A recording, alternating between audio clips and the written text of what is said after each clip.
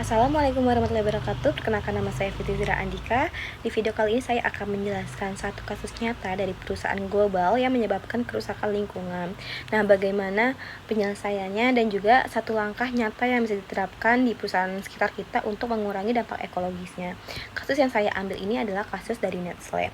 Karena perusahaan itu sempat mendapat banyak kritik terkait kerusakan lingkungan karena praktik pengambilan air tanah secara besar-besaran untuk produk air minum kemasan di beberapa negara. Nah, salah satu kasus yang cukup terkenal itu yang terjadi di California, Amerika Serikat. Saat daerah tersebut mengalami kekeringan parah, Nestle ini tuh tetap mengambil jutaan galon air dari sumber mata air untuk dijadikan produk air minum kemasan. Nah, hal seperti ini itu menimbulkan protes dari masyarakat dan aktivitas lingkungan karena tuh dianggap memperburuk krisis air dan juga merusak keseimbangan ekosistem di sekitar sumber air tersebut. Selain masalah penggunaan air, Nestle ini juga sering dikritik karena limbah plastik dari kemasan produknya yang berkontribusi terhadap pencemaran lingkungan. Karena banyak sampah plastik dari botol dan kemasan produk ditemukan tuh mencemari sungai dan laut di berbagai negara.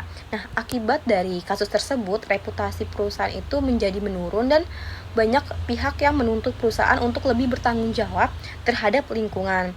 Nah, sebagai bentuk penyelesaiannya, Nestle ini mulai membuat beberapa kebijakan keberlanjutan, seperti mengurangi penggunaan plastik baru, kemudian meningkatkan penggunaan kemasan daur ulang, dan juga tuh berkomitmen membuat kemasan yang lebih ramah lingkungan. Nah, selain itu perusahaan juga mulai terbuka terkait penggunaan sumber daya air dan bekerja sama dengan beberapa organisasi di lingkungan. Nah, menurut saya kasus ini itu menunjukkan bahwa perusahaan besar itu harus lebih bijak dalam penggunaan sumber daya alam, terutama sumber daya yang dibutuhkan masyarakat banyak seperti air.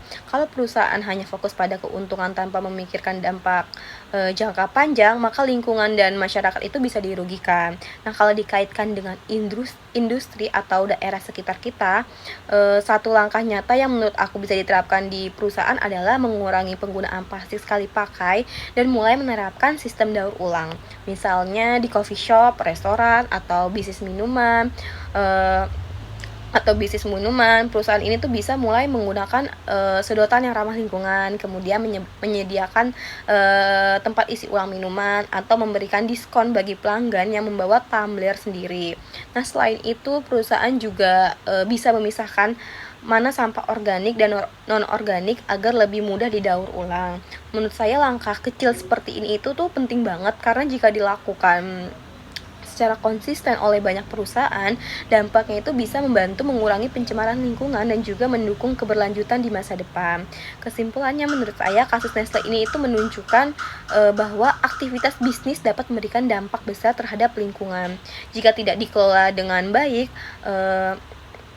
maka jika tidak dikelola dengan baik, karena itu perusahaan itu harus menerapkan bisnis yang lebih bertanggung jawab dan juga memperhatikan keseimbangan antara keuntungan dan juga kelestarian lingkungan. Sekian penjelasan dari saya, kurang lebihnya mohon maaf. Wassalamualaikum warahmatullahi wabarakatuh.